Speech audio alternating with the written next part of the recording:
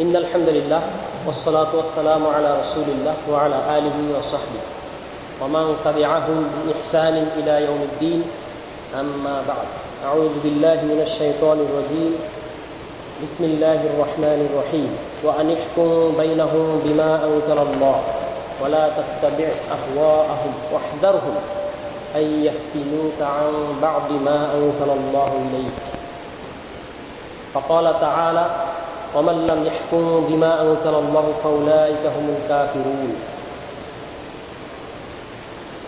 وقال رسول الله صلى الله عليه وسلم إذا حكم الحاكم فاجتهد فأصاب فله أجران وإذا حكم فاجتهد فأخطأ فله أجر واحد رواه البخاري الحمد لله আল্লাহ রাব্বুল আলামিনের জন্য অসংখ্য গুণগান প্রশংসা শুকরিয়া যিনি আমাদেরকে দারসুল আহকামে বসার সুযোগ দান করেছেন আলহামদুলিল্লাহ সালাত এবং সালাম বর্ষিত হোক মুহাম্মদুর রাসূলুল্লাহ সাল্লাল্লাহু আলাইহি ওয়াসাল্লামের উপর আল্লাহুম্মা সাল্লি আলাইহি আল্লাহুম্মা বারিক আলাইহি।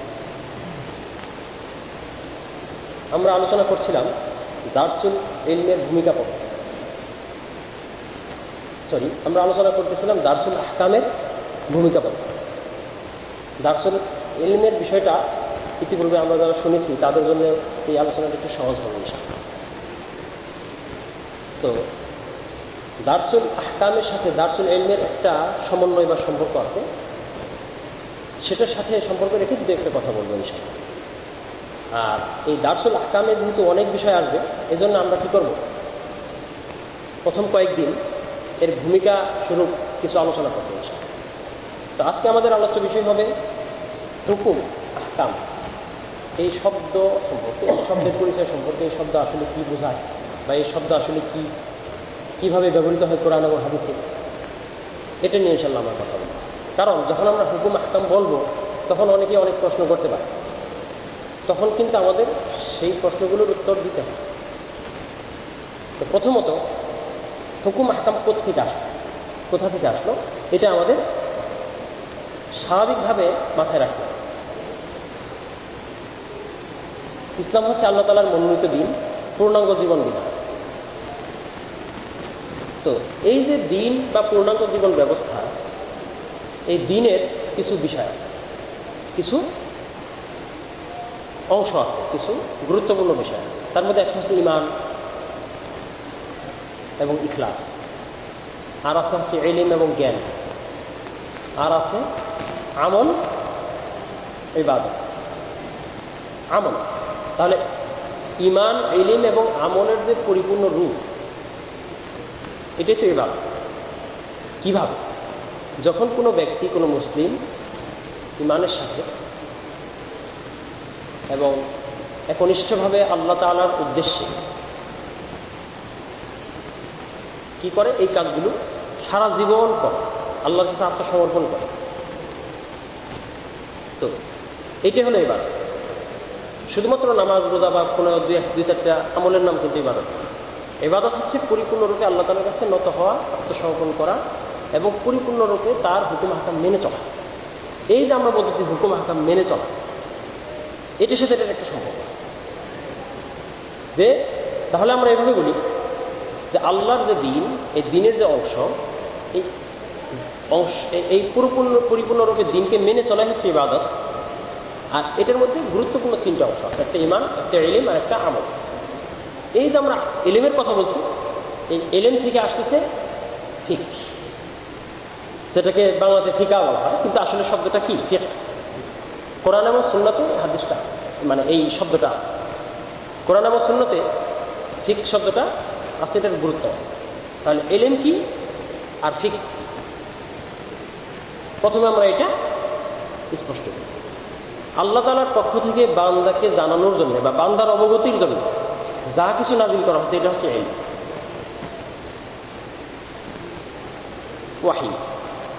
ওয়াহির মাধ্যমে নবী রাসূলদের নিকট কিতাব আকারে বা উপদেশ আকারে,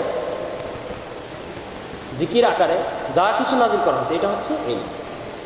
আমাদের কাছে এটা হলো কোরআন এবং আল কোরআন এবং হাদিস, এই দুইটাই হচ্ছে কি ইলমের ভান্ডার আমাদের কাছে যেটা রক্ষিত আছে। এখন এই ইলমটা কিন্তু বিস্তৃত, বিস্তৃত বিষয়, ব্যাপক বিষয়। এটার আবার কিছু অংশ আছে, যেমন ধরেন এই ইলমকে ভালোভাবে উপলব্ধি করার জন্য বা বোঝার জন্য বা বিস্তারিত জানার জন্য কোরআনের বিশেষ বিস্তারিত আলোচনা হচ্ছে তাফসীর। তাফসীরের মূলনীতি অনুযায়ী সেটা তাফসীর হবে। প্রত্যেক ব্যক্তির নিজের মন মতো যেটা বলবে কোরআন সম্পর্কে সেটা না। তো যেভাবে রাসূলুল্লাহ সাল্লাল্লাহু আলাইহি ওয়াসাল্লামকে আল্লাহ তাআলা ব্যাখ্যা করার জন্য প্রেরণ করেছেন, তিনি যে ব্যাখ্যা করেছেন, সাহাবায়ে কেরাম যেভাবে সেটা উপস্থাপন করেছেন, এটি মূলত তাফসীর। এটা কেন? আল কোরআনকে জানার জন্য। আবার রাসূল সাল্লাল্লাহু আলাইহি ওয়াসাল্লাম যে সুন্নাহ দিয়েছেন, তার কথা, কর্ম এবং অনুমতি, এই যে বিষয়গুলো, কিতাবুল্লাহ এবং সুন্নতে রাসূলের যে জ্ঞান বা ইলম ব্যাপকভাবে, এইটাকে বোঝার জন্য আবার একটা শাস্ত্র আছে, এটা হচ্ছে ফিকহ। এটা কি বলা হয়? ফিকহ। ফিকহ শব্দের অর্থ হচ্ছে উপলব্ধি, বুঝ। তাহলে দ্বীনের যে প্রকৃত বুঝ বা উপলব্ধি, এটা হচ্ছে ফিকহ। এখন এই দ্বীনের প্রকৃত বুঝ বা উপলব্ধির বাইরে কিন্তু আসলে যা কিছু আছে সেটা আমাদের কাছে গুরুত্বপূর্ণ না বা গ্রহণযোগ্য না। তাহলে দ্বীনের যে প্রকৃত বুঝ বা উপলব্ধি, এটা ফিকহ। এখন ফিকহের ব্যাপারে যদি আমি কিছু বলি, যেমন আল্লাহ তাআলা বলছেন সূরা তাওবাতে আসছে, ফালাউলা নাফারা মিন কুল্লি ফিরকাতিন মিনহুম তাইফাতুল লিয়াতাফাক্কাহু ফিদ-দ্বীন। কেন তোমাদের প্রত্যেক দলের মধ্যে থেকে কিছু লোক বের হয় না যাতে তারা দ্বীনের বিশেষ বুঝ বা উপলব্ধি অর্জন করতে পারে? তো রাসূলুল্লাহ সাল্লাল্লাহু আলাইহি ওয়াসাল্লাম হাদিসের মধ্যে বলছেন, যেটা তিরমিজিতে আসছে, রাসূলুল্লাহ সাল্লাল্লাহু আলাইহি ওয়াসাল্লাম যে হাদিস তিনি বলছেন যে রুব্বা হামিলু ফিকহিন লাইসা বিফাকিহ, জ্ঞানের অনেক বাহক আছে কিন্তু তারা প্রকৃত ফকিহ না, জ্ঞানী না। অর্থাৎ জ্ঞান তারা বহন করে কিন্তু তারা জ্ঞানের উপলব্ধি করে। যেমন আমাদের বর্তমান সমাজে অনেক আছে না এরকম, হাফেজ আছে বা অনেক হাদিস সম্পর্কে জানে কিন্তু হাদিসের তত্ত্ব তাৎপর্য উপলব্ধি করে। তাহলে জ্ঞানের অনেক বাহক আছে, তারা নিজেরা জ্ঞানী বা প্রকৃত উপলব্ধিকারী নাও হতে পারে। এখন এই যে ঠিক, তাহলে জ্ঞানের যে বিষয়টা আমাদের উপলব্ধি করা প্রয়োজন বা আমরা যে জ্ঞানের যে বিষয়টা উপলব্ধি করি, এটা হচ্ছে ঠিক। এখন এই যে আমরা যে জ্ঞান থেকে উপলব্ধি করলাম বা উপলব্ধ যে বিষয়টা, এই যে ঠিক, এই ঠিকটা যখন আবার প্রত্যেকটা বিষয়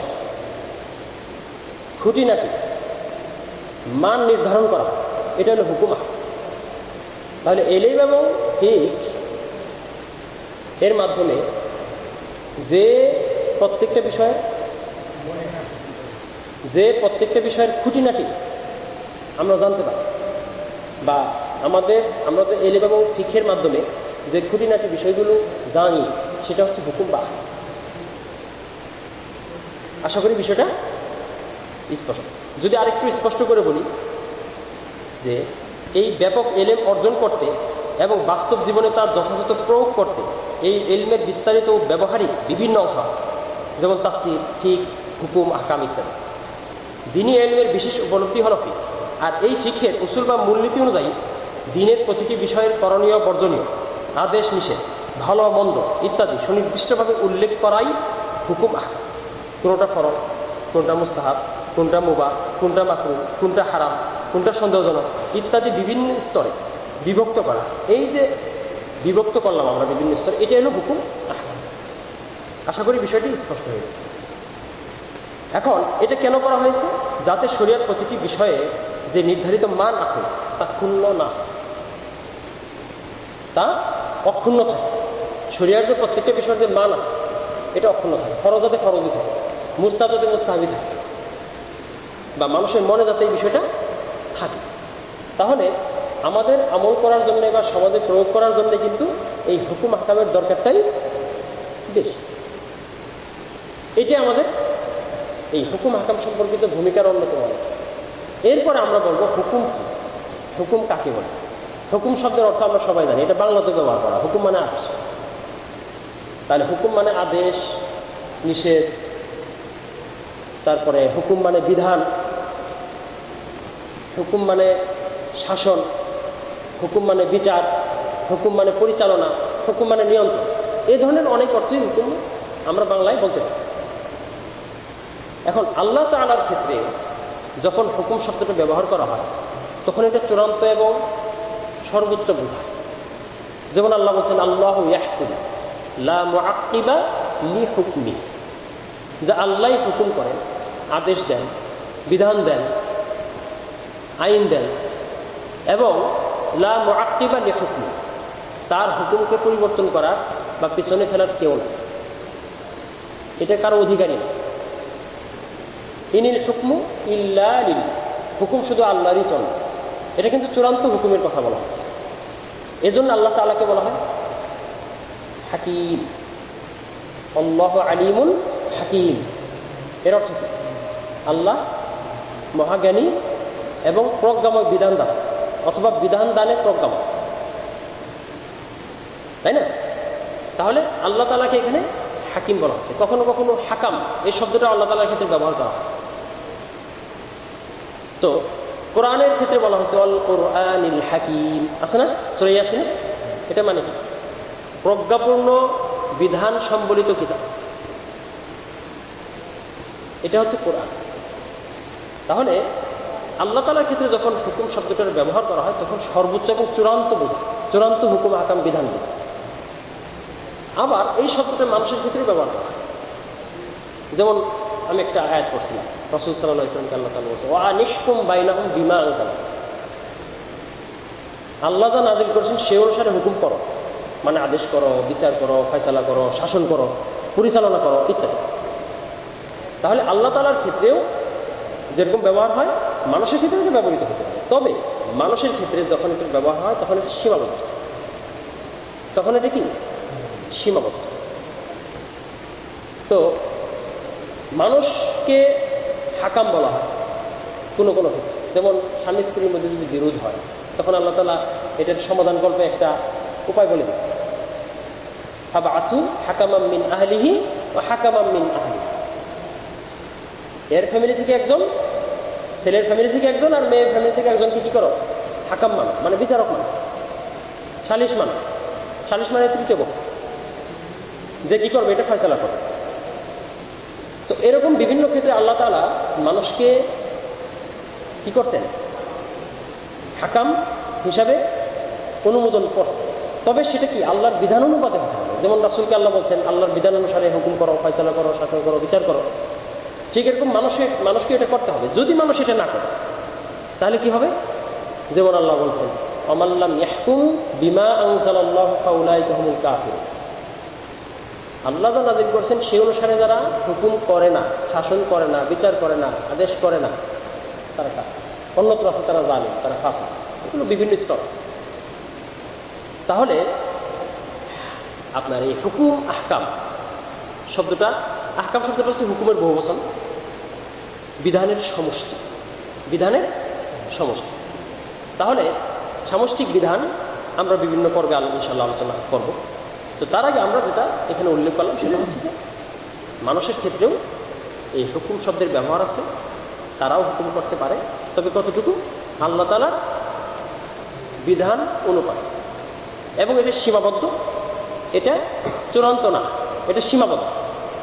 হাদিসে আসছে ইযা হাকামাল হাকিমু ফাজতাহাদ, মানুষকে হাকিমও বলা, যে যখন কোনো হাকিম বা বিচারক বিচার করতে যায় ফাজতাহাদ এবং ইজতিহাদ করে,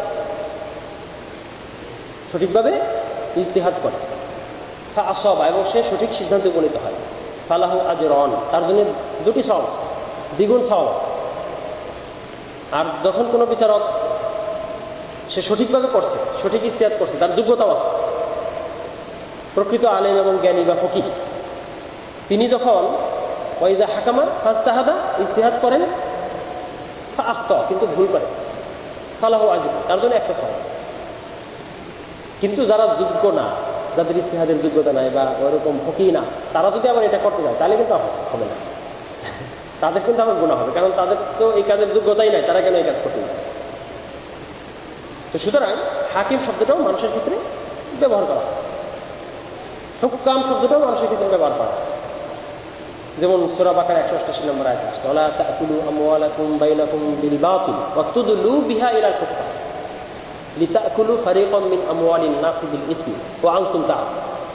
এই যে নিষেধাজ্ঞা, সেটা কি? স্পষ্ট যে খবরদার তোমরা মানুষের সম্পত্তি অন্যায়ভাবে গ্রাস করো না, এবং তা গ্রাস করার উদ্দেশ্যে, দখল করা, অবৈধ দখলের উদ্দেশ্যে সেটাকে বিচারকের কাছে পেশ করো। এই যে বিষয়গুলো, তাহলে দেখা যাচ্ছে যে হুকুম আহকাম এই শব্দটা মানে হচ্ছে বিধান দেওয়া, বিচার করা, শাসন করা, পরিচালনা করা ইত্যাদি। এখন এইটা ক্রিয়াবাচক অর্থেও ব্যবহৃত হয়, এটা কর্তৃবাচক অর্থেও ব্যবহৃত হয়, যেগুলো আমরা উদাহরণ দিলাম ইতিমধ্যে। সুতরাং আমরা যে বিষয়টা এতক্ষণে বললাম, এই বিষয়টার একটা ব্যুৎপত্তি বা তাৎপর্যগত একটা শব্দের অর্থ আমরা বলি আমাদের শাব্দিক আলোচনাটা শেষ করি। আরবরা কোনো জন্তু বা কোনো নৌকা ইত্যাদিকে বাধা বা নিয়ন্ত্রণ করা বা ফিরিয়ে রাখা, এটার অর্থেও এই শব্দটিকে ব্যবহার করে। হাকামা শব্দটা বা হুকুম শব্দটা তারা এক্ষেত্রে ব্যবহার করে। হাকামাত সাফিনা, হাকামাত দাব, হ্যাঁ, বা হাকামাতির দাব, এই যে বিষয়গুলো আছে, যে বিভিন্নভাবে এটার ব্যবহার আছে, যে পশুকে নিয়ন্ত্রণ করা, তাকে থামানো, নৌকা বেঁধে রাখা, উটকে বেঁধে রাখা, মানে এই ক্ষেত্রেও এই শব্দটার ব্যবহার আছে। কারণ আল্লাহ তাআলা হুকুমটা দিচ্ছেন কেন, আহকামটা কেন? মানুষকে নিয়ন্ত্রণ করার জন্য বেঁধে রাখা যায়। আর এই হুকুম আহকামটা নিজেই কি দ্বীনের নিয়ন্ত্রিত বিধান, যাতে দ্বীনের বিভিন্ন বিষয় অক্ষুণ্ণ থাকে, আল্লাহর হক সঠিক থাকে, অক্ষুণ্ণ থাকে, আল্লাহ এবং তার রাসূলের যে আদেশ নিষেধ সেটা যথাযথ প্রয়োগ, এই যে একটা নিয়ন্ত্রণ, এটাই হচ্ছে হুকুম, এটা হচ্ছে আহকাম। তাহলে আমাদের এই দারসুল আহকামের মধ্যে আমরা ভূমিকা স্বরূপ অনেক বিষয় উল্লেখ করলাম। এই ভূমিকার মধ্যে আমরা আবার উল্লেখ করছি, যেটা ইতিপূর্বে আমরা উল্লেখ করেছি, সেটা হচ্ছে যে প্রাথমিকভাবে আল আহকামুল খামসা, পঞ্চবিধি 5টা। একটা হচ্ছে ফরজ বা ওয়াজিব এর স্তর, আরেকটা হচ্ছে মুস্তাহাব এবং নফলের স্তর, আরেকটা হচ্ছে মুবাহ বা জায়েজের স্তর, আরেকটা হচ্ছে মাকরুর স্তর মানে অপছন্দনীয়, আরেকটা হচ্ছে হারামের স্তর। এখানে ফরজ বা ওয়াজিবের স্তরের মধ্যে ঈমানের বিষয় আছে এবং অনেক আমলের বিষয় আছে। আবার হারামের বিষয়ের মধ্যে ঈমান বিরোধী বিষয় আছে, যেমন কুফর, শিরক, নিফাক, আবার বিদআত এবং হারাম বিভিন্ন কর্মকাণ্ড আছে। ঠিক আছে, এখন এইগুলোতে বিশ্বাসও করতে হবে, এগুলো যথাযথ জানতে হবে, বিশ্বাস করতে হবে এবং স্বীকৃতি দিতে হবে, স্পষ্ট বলতে হবে, এবং এগুলো আমলও করতে হবে, ফরজ মেনেও চলতে হবে। এটা হচ্ছে মূল, দ্বীনের মূল। এই 5টা স্তরই মূল। 5টা স্তরকে যথাযথ অক্ষুণ্ণ রাখা এটাও মূল।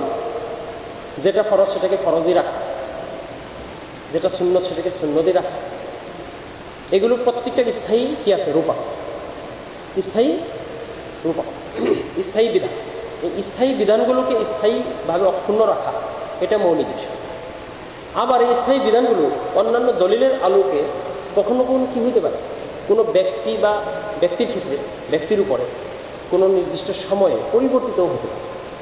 সেটা ব্যতিক্রম, সেটা দলিলের আলোকেই হবে, দলিল ছাড়া হবে, মন গড়া হবে।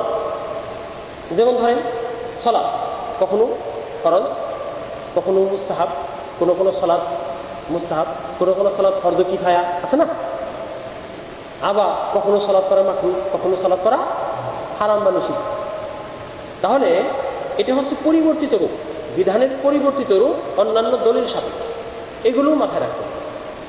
এক হচ্ছে যে হুকুম আহকামের যে স্তর, এগুলো স্থায়ী, ফরজ বা ওয়াজিব, মুস্তাহাব বা সুন্নাত বা নফল, মুবাহ বা বৈধ, মাকরুহ বা পছন্দনীয়, হারাম বা নিষিদ্ধ, এগুলো হচ্ছে স্থায়ী।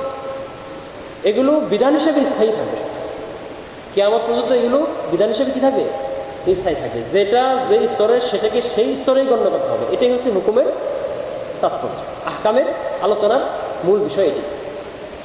আবার এই আমলটা, এই বিধানগুলো যখন ব্যক্তি বিশেষের ক্ষেত্রে প্রয়োগ করা হয়, কোনো স্থান কাল পাত্র ভেদে যখন এই বিধানগুলো প্রয়োগ করা হয়, এই প্রয়োগটা অন্যান্য দলিলের আলোকে, কখনো অন্যান্য হুকুমও হইতে পারে, পরিবর্তিত হইতে পারে অন্যান্য দলিলের আলোকে। এটাও আমাদের মানতে হবে। কেন মানতে হবে?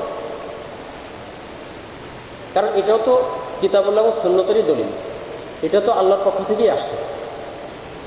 আপনি যদি মানেন যে সালাত ফরজ, তাহলে আপনাকে কখন সালাত নিষেধ এটাও মানতে হবে। কারণ যিনি সালাত ফরজ করছেন তিনি আবার সালাত কখন পড়া যাবে না সেটাও বলছেন, নাকি? সালাত পড়া তো ইবাদত, মূল শুধু সালাত পড়াতের ইবাদত। ইবাদত হচ্ছে যে আল্লাহ তাআলা যেটা করতে বলছেন সেটা করা, যেটা করতে নিষেধ করছেন সেটা না করা, যেটাকে যে স্তরে রাখছেন সেটাকে সেই স্তরে রেখে চলাই হচ্ছে ইবাদত। সারা জীবন আমরা কি করব? আল্লাহর এই বিধিবিধানগুলো যথাস্থানে অক্ষুণ্ণ রাখবো, এটাই কিন্তু ইবাদত। শুধু আমরা যদি সওয়াব পেতে চাই তাহলে অন্তরে ইখলাসের সাথে করতে হবে, তাহলে ইবাদতের সওয়াব পাবো। এখন আমরা এটাই মাথায় রাখবো ইনশাআল্লাহ যে আল্লাহ তাআলা যেটা করতে বলছেন সেটা করাও ইবাদত, যেটা করতে নিষেধ করছেন সেটা না করাও ইবাদত। যেটা যখন করা যাবে না সেটা না করাই ইবাদত। যে ব্যক্তির যেটা করা যাবে না সেটা তার জন্য না করাও ইবাদত। তো এইটা হচ্ছে পরিপূর্ণ বিধান। পরিপূর্ণ বিধান এরূপই হয়। যদি এরূপ না হইতো তাহলে এটা পরিপূর্ণ বিধান হইত না। পরিপূর্ণ বিধান এরূপই। এখন এটাকে আরেকটু স্পষ্ট করার জন্য আমি কয়েকটি দলিল উপস্থাপন করি। যেমন আল্লাহ তাআলা বলছেন, আফাতুমিনুনা বিবাদিল কিতাবি ওয়া তাকফুরুনা বিবাদ। তোমরা কি কিতাবের কিছু অংশে ঈমান রাখো বা বিশ্বাস করো, কিতাবের কিছু অংশকে অস্বীকার করো বা প্রত্যাখ্যান করো? তাহলে কি হবে? ফামা জাযাউ মান ইয়াফআলু যালিকা মিনকুম ইল্লা খিজউন ফিল হায়াতিদ দুনিয়া ওয়া ইয়াউমাল কিয়ামাতি ইউরাদ্দুনা ইলা আশাদ্দিল আযাব। এখন এই যে কথা, ওয়ামাল্লাহু বিগাফিলিন আম্মা তা'মালুন, আশা করি সবাই অর্থ বুঝি যে যারা এরূপ করবে দুনিয়ার জীবনে তাদের জন্য লাঞ্ছনা ছাড়া কিছুই না। ওই যে কিছু মানবে আর কিছু মানবে না, তাহলে দুনিয়াতে লাঞ্ছনা হবে আর পরকালে তাদেরকে কঠিন আযাবের দিকে নিয়ে যাও। আর তোমরা যা করো আল্লাহ সে সম্পর্কে গাফিল নন। তাহলে আপনি কোনটা মানবেন আর কোনটা ছাড়বেন? সবগুলো যেই স্তরের ওই স্তরে মানতে হবে। যেমন আমি তো নফলকে ফরজ হিসাবে বলতে পারবো? কারণ এটা অনুমতি না। নফলকে নফলের স্তরে রাখতে হবে, আবার ফরজকে আবার নফলের মতো বলা যাবে, মুবাহকে হারামের মতো বলা যাবে না, আবার হারামকে মুবার মতো বলা যাবে। যেটা যে স্তর আছে ওই স্তরে মানাটাই ইবাদত। এখন এটা যেমন আসলে এটা একটা দলিল। আরেকটা দলিল আল্লাহ তাআলা বলছেন, ইয়া আইয়ুহাল্লাযীনা আমানু দুখুলু ফিস সিলমি কাফা, হে মুমিনগণ তোমরা পরিপূর্ণ ইসলামে প্রবেশ করো। এখন পরিপূর্ণ ইসলামে প্রবেশ মানে কিছু মানলাম আর কিছু ছাড়লাম, ফরজটা মানবো হারামটা মানবো না, এটা হবে না। এইটাই বলছে যে পরিপূর্ণ ইসলামে প্রবেশ। ওয়ালা তাত্তাবিউ খুতুওয়াতিশ শাইতান, এবং শয়তানের পথ অনুসরণ করো না। কারণ শয়তান ওই হারামের দিকে ডাকবে, ফরজ থেকে বিরত রাখার চেষ্টা করবে, তাই না? বা এই যে পাঁচটা স্তর, এই পাঁচটা স্তরের যে মান আছে, নির্ধারিত মান, এই মান থেকে আমাকে আপনাকে বিচ্যুত করার চেষ্টা করবে। প্রত্যেকটার যে মান আছে এই মান থেকে শয়তানি আমাদেরকে বিচ্যুত করার চেষ্টা করবে। এমনও হইতে পারে যে একটা মুবাহ কাজকে আমার কাছে ফরজের মতো করে উপস্থাপন করবে, তখন আমি এই মুবাহ কাজ কি করবো? মুবাহ কাজে বেশি বেশি লিপ্ত হয়ে যাবো, ফরজ আমার তরফ হয়ে যাবে। তাহলে এটা শয়তানের রস আছে না? এরকম দেখা গেল যে সারা রাত আপনি ওয়াজ মাহফিল করলেন 3টা 3:30 পর্যন্ত, ফজরের সালাত আপনি কি করলেন? মিস করলেন। ফজরের সালাত আপনি পড়তে পারলেন না সঠিক সময়, তাহলে এটা কিন্তু শয়তানের ধোঁকা। তাহলে প্রত্যেকটা যে পরিমাণ, যে স্তর, ওই পরিমাণ অনুযায়ী ওটাকে কি রাখা? ঠিক রাখা, এর কম বা বেশি না। তো এইভাবে বিষয়গুলোকে আমরা ইনশাল্লাহ দেখব। তাহলে হুকুম আহকাম, শরীয়তের যে আহকাম, এটা অক্ষুণ্ণ থাকবে, সঠিক মানে থাকবে। তো এই আলোচনাগুলো আমরা ভূমিকা স্বরূপ বলতে, কারণ আমরা যেহেতু বিভিন্ন বিষয়ে প্রত্যেকটা বিষয়ে সুনির্দিষ্ট হুকুম আহকাম আলোচনা করবো, তখন কিন্তু এই বিষয়গুলো আসবে। সুতরাং আমরা মাথায় রাখবো, একটা হচ্ছে স্থায়ী বিধান, কিয়ামত পর্যন্ত থাকবে এই বিষয়গুলো, এই স্থায়ী রূপগুলো। কিন্তু প্রয়োগের ক্ষেত্রে গিয়ে কোনো ব্যক্তি বা কোনো সময়ে কোনো ব্যক্তির উপর প্রয়োগ করতে গিয়ে হয়তো বা কি হইতে পারে, পরিবর্তিত রূপ আসতে পারে। সেটা অন্যান্য দলিলের আলোকে আসবে, সেই দলিলগুলোও মানতে হবে। কারণ পরিপূর্ণ ইসলামই আমাদের মানা উচিত। আর দলিলের মূলনীতি, দলিলের মূলনীতি হচ্ছে সমস্ত দলিলই মানা, আমালুন নুসুসি কুল্লিহা, সবগুলো দলিলই মানা। আপনি কোনো একটা দলিল মানা আর কোনো একটা ছাড়া, এটার সুযোগ, এটা সুযোগ। তো আমরা যে এই যে হুকুম এবং আহকামের যে আলোচনাগুলো করতেছি, এটার পরেই আমরা আপনার এই ভূমিকার পরেই ইনশাল্লাহ আমরা কি করবো, এই বিভিন্ন স্তরের যে আমলগুলো আছে সেগুলো নিয়ে আলোচনা করব। তাহলে প্রথমে আমরা প্রথমটা এবং শেষটা প্যারালালভাবে আলোচনা করব, যৌথভাবে আলোচনা করব। কোনটা? হারামের স্তরের যে কাজগুলো আছে আর ফরজের স্তরের যে কাজগুলো আছে সেগুলো নিয়ে আমরা আলোচনা করব ইনশাআল্লাহ। আল্লাহ রাব্বুল আলামিন আমাদের সবাইকে যথাযথভাবে উপকারী ইলম দান করুন এবং সঠিকভাবে তা বাস্তবায়ন করার তৌফিক দান করুন, আমিন। কিতাবুল্লাহ এবং সুন্নতে রাসূলের দলিলের আলোকে এবং শরিয়াতের ফিকহ এর আলোকে সকল হুকুম হাকামকে যথেষ্ট অক্ষুণ্ণ রাখার তৌফিক দান করুন, আমিন।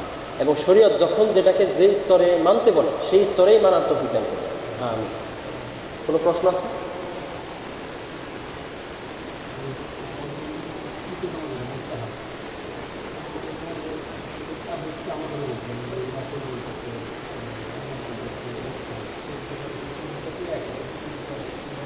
আচ্ছা, একটা কথা বলি, সুবিধা হবে। কোরআন আল্লাহ তাআলা ইলম নাযিল করছেন, বা কোরআন ও হাদিসে যা আছে এগুলো কি সব এই ইলম এত ব্যাপক, এক একটা বিষয়ে অনেকগুলো সমর্থবোধক শব্দ থাকে, ফরজ ওয়াজিব সহ আরও কিন্তু সমর্থবোধক শব্দ আছে। যেমন আপনি যেটা বলছেন মুস্তাহাব, এই মুস্তাহাবে 12-13টার মতো সমর্থবোধক শব্দ আছে। মুস্তাহাব, সুন্নাহ, নফল, ফাযাইল, ফজিলত, মানে এরকম অনেক শব্দই আমরা পাবো ইনশাআল্লাহ। তো আপনার এটা যে অর্থেই ব্যবহার করা হোক বা এটা যে শব্দই আপনি ব্যবহার করেন না কেন, আপনি দেখবেন যে শব্দের মূল কি অর্থে এটা ব্যবহার হচ্ছে। অনেক সময় হতে পারে যে একটা শব্দ অন্য অর্থে ব্যবহৃত হতে পারে না। যেমন মাকরু শব্দটা আমরা পারিভাষিক অর্থে বলি, মাকরু মানে হচ্ছে যেটা হারাম না আবার মুবাহ না, কিন্তু অপছন্দনীয়, শরীয়তের দৃষ্টিতে অপছন্দনীয়, যেটা করলে কি হয়, যেটা থেকে বেঁচে থাকলে সওয়াব হয়, যেটা থেকে বেঁচে থাকা উচিত, উত্তম, আবার যেটাতে কেউ লিপ্ত হয়ে গেলে তার জন্য ওরকম কোনো গুনাহ হয় না, হারামের মতো গুনাহ হয়। আচ্ছা, এটার একটা আবার সীমানা আছে, কোন সীমানা পর্যন্ত গুনাহ হয় না, আবার এটা কখনো হারামের স্তরেও যেতে পারে। এখন এই যে বিষয়টা আসে, তাহলে দেখা যাচ্ছে আপনার এই মাকরু শব্দটা এই অর্থে আমরা ব্যবহার করি, কিন্তু কোরআনে ইন্না যালিকা মাকরুহা আছে না, এর আগে দেখবেন অনেকগুলো হারামের আলোচনা করা হয়েছে, সূরা বানী ইসরাঈলে আসছে, তাই না? সেখানে মন্দ বিষয়ের উল্লেখ করা হয়েছে যে তোমরা জিনা করো না, তোমরা এই অন্যায় কাজ করো না। এরপর আল্লাহ বলছে আল্লাহর নিকট এই জিনিসগুলো কি অপছন্দনীয়, মানে ঘৃণিত। তাহলে মাকরু শব্দটা কখনো হারাম অর্থে ব্যবহৃত হইতে পারে। আমরা দেখবো যে কোরআনে কোন শব্দটা কখন কোন অর্থ পায়। যেমন সালাত শব্দ, সালাত শব্দ সবসময় কি শুধু 5 ওয়াক্ত সালাতই বোঝায়? ইন্নাল্লাহা ওয়া মালাইকাতাহু ইউসাল্লুনা আলান নবী, আল্লাহ এবং ফেরেশতাগণ নবীর উপরে কি করেন? সালাত করেন। এখানে সালাত মানে হচ্ছে কি আল্লাহর পক্ষ থেকে রহমত বর্ষণ করা। এটার অনেক অর্থ আছে, তার মধ্যে একটা যে রহমত বর্ষণ করা, তারপরে আপনার অনুগ্রহ করা, ফেরেশতাগণ আল্লাহর কাছে রাসূলের জন্য অনুগ্রহের প্রার্থনা করবে, এগুলো। আবার হচ্ছে খুয মিন আমওয়ালিহিম সাদাকাতান তুতাহহিরুহুম বিহা ওয়া তুতাহহিরুহুম ওয়া তুযাক্কিহিম বিহা ওয়া সাল্লি আলাইহিম ইন্না সালাতাকা সাকানুন লাহুম, ইন্না সালাতাকা সাকানুন লাহুম। এখানে বলা হয়েছে কি তুমি তাদের সাদাকাকে গ্রহণ করো, তাদের সম্পদ থেকে তুমি সাদাকা যাকাত গ্রহণ করো, তুমি এর দ্বারা তাদেরকে পবিত্র করো এবং পরিশোধিত করো, পরিশুদ্ধ করো, এবং তাদের জন্য কি করো? সল্লি আলাইহিম, তাদের জন্য সালাত করো, মানে কি তাদের জন্য দোয়া করো। তাহলে এখানে সালাত মানে কি দোয়া, এটা কিন্তু এই 5 ওয়াক্ত সালাত। ইন্না সালাতাকা সাকানুন লাহুম, তোমার সালাত তাদের জন্য প্রশান্তি দেয়, এই যে কথাটা। আবার এই যে প্রত্যেকটা সৃষ্টি, পাখি, গাছপালা আল্লাহর উদ্দেশ্যে তাসবিহ পাঠ করে, সালাত আদায় করে, সেই সালাতটা কিরকম সেটা আল্লাহ জানে। কুল্লুন ক্বাদ আলিমা সালাতাহু ওয়া তাসবিহা, আল্লাহ জানে তাদের প্রত্যেকের সালাত এবং তাসবিহ সম্পর্কে, এই যে বিষয়। অথবা এটার অর্থ যদি কেউ এভাবেও করে যে প্রত্যেকেই জানে আল্লাহর জন্য তাদের সালাত এবং তাসবিহটা কিভাবে করে, এই যে বিষয়। আবার কখনো কখনো সালাত শব্দটা নিছক আবিধানিক অর্থেও ব্যবহৃত হতো। যেমন ধরেন সুম্মাল জাহিমা সল্লুহু, আছে না? এখানে অর্থ কি? অতঃপর তাকে আগুনে নিয়ে যাও, জাহান্নামে নিয়ে যাও এবং তাকে দগ্ধ করো, নাকি? এখানে আগুনে পোড়ানো, এই অর্থ এই শব্দের ব্যবহার আছে। তাহলে দেখা যাচ্ছে যে এই শব্দটা সব জায়গায় একই অর্থে ব্যবহার নাই, যেখানে যে অর্থে ব্যবহার করা হচ্ছে ঠিক সেই অর্থেই প্রয়োগ করতে হবে। আর এটা আমরা জানবো থেকে রাসূল সাল্লাল্লাহু আলাইহি ওয়াসাল্লাম এটার কি অর্থ করছেন, কিভাবে এটার প্রয়োগ করছেন, সাহাবায়ে কেরাম এটাকে কিভাবে প্রয়োগ করছেন, ইমামগণ এটাকে কিভাবে তাদের কিতাবে উল্লেখ করছেন। যেভাবে যখন যে অর্থে প্রযোজ্য সেই অর্থে প্রয়োগ করা, এটাও ওই যে হুকুম আহকামের সাথে সংশ্লিষ্ট। এটার কারণেই তো হুকুম আহকামগুলো খুব হয়, বিভিন্নভাবে বিভিন্ন স্তর বিভিন্নভাবে এটা প্রয়োগ করা হয়, তাই না? তাহলে দেখা যাচ্ছে যে হুকুম এবং আহকাম এই বিষয়টার মধ্যে এই আলোচনাটা প্রায় আসবে যে কোন শব্দের অর্থ কি, ইমাম অর্থ কি, ইমান অর্থ কি, ইমাম অর্থ কি, সবসময় কি ইমাম মানে নেতা কিনা, নাকি আরো কি অর্থ আছে? কোরআনে অসংখ্য জায়গায় আসছে। সওম অর্থ কি, যাকাত অর্থ কি, হ্যাঁ, অসংখ্য, আপনি দেখবেন যে অসংখ্য জায়গায় অসংখ্য অর্থ আসছে। জিহাদ অর্থ কি, জিহাদের তো আরো বহু বেশি অর্থ আছে, যেগুলো ইনশাআল্লাহ আমরা সামনে আলোচনা করব। তাহলে দেখা যাচ্ছে যে মুস্তাহাব শব্দের আরো অনেক সমর্থবোধক শব্দ আছে, আবার কোনো কোনো শব্দ কখনো অন্য অর্থেও ব্যবহৃত হইতে পারে। যখন যে অর্থে প্রযোজ্য সেই অর্থে ব্যবহার করাটাই হচ্ছে নি। আল্লাহ রাব্বুল আলামিন আমাদেরকে উপলব্ধি দান করুন।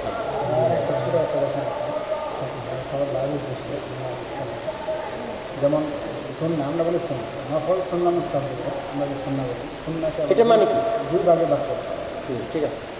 তো উনি যেমন বলছে সুন্নাহ, এই সুন্নাহ শব্দটা আল্লাহর ক্ষেত্রে ব্যবহার, সুন্নাত আল্লাহ, আল্লাতী ফাতারাল্লাহ, আছে না? ফিতরাত আল্লাহ, আর এটা আছে সুন্নাত আল্লাহ। তাহলে আল্লাহ তাআলার সুন্নাহ, ওয়ালান তাজিদা লিসুন্নাতিল্লাহি তাবদীলা, আপনি আল্লাহর সুন্নাহর মধ্যে ব্যতিক্রম পাবেন না। এই যে বিষয়টা, এটা আল্লাহ তাআলা নিয়ম নীতির কথা বলছেন। আবার সুন্নাহ মানে হচ্ছে ব্যাপক আদর্শ, যে কিতাবুল্লাহ এবং সুন্নতে রাসূল, রাসূলুল্লাহ সাল্লাল্লাহু আলাইহি ওয়াসাল্লামের কাছে আল্লাহর পক্ষ থেকে যে বিধিবিধান নাযিল করা হয়েছে এটাই সুন্নাহ। রাসূল সাল্লাল্লাহু আলাইহি ওয়াসাল্লাম যখন যেটা করছেন, যখন যেটা বর্জন করছেন, এই যে নীতিটা, এই পরিপূর্ণ নীতিটা হচ্ছে সুন্নাহ। আবার কখনো একটা বিশেষ আমলকে সুন্নাহ বলা হয়, যেমন রাসূল সাল্লাল্লাহু আলাইহি ওয়াসাল্লাম যে আমলটা নিয়মিত করছেন এটা সুন্নাহ। এইভাবে এই শব্দের কি আছে? ব্যবহার। কিন্তু সাধারণত সুন্নাহ শব্দটা বেশিরভাগ ক্ষেত্রে আরবগণ ব্যবহার করেন কি অর্থ? মানহাজা, লিকুল্লিন জাআলনা মিনকুম শিরআতাও ওয়া মিনহাজা, আছে না? আল্লাহ তাআলা বলছেন তোমাদের প্রত্যেকের জন্য তিনি শরীয়ত এবং মিনহাজ নির্ধারণ করছেন। এখানে ইটা কি? শারিয়া মানে কি? শিরআ ওয়া মিনহাজ, এর অর্থ কি? এর অর্থ হচ্ছে তাফসীরে আসছে সাবিলান ওয়া সুন্নাহ, পথ এবং পদ্ধতি, নিয়ম নীতি আদর্শ। এই যে আমরা যে আহকামের আলোচনা করছি না, এই পুরো আহকামের যে নীতিটা, এই নীতিটাকে আপনি সুন্নাহ বলতে পারেন। যখন যেটা করা উচিত সেটা করা, যখন যেটা করা উচিত না সেটা না করা, যখন সেটা করা গুরুত্বপূর্ণ জরুরি সেটা করতে হবে, এই যে নীতি আদর্শ, এটাই মূলত কি? সুন্নাহ। তাহলে এই সুন্নাহ শব্দের আলোচনাটাও আসবে ইনশাআল্লাহ। আল্লাহ রাব্বুল আলামিন আমাদের সকলকে যথেষ্ট ইলম অর্জন করার এবং আমল করার তৌফিক দান করুন। আমিন। সুবহানাকাল্লাহুম্মা ওয়া বিহামদিকা আশহাদু আল্লা ইলাহা ইল্লা আনতা আস্তাগফিরুকা ওয়া আতুবু ইলাইক।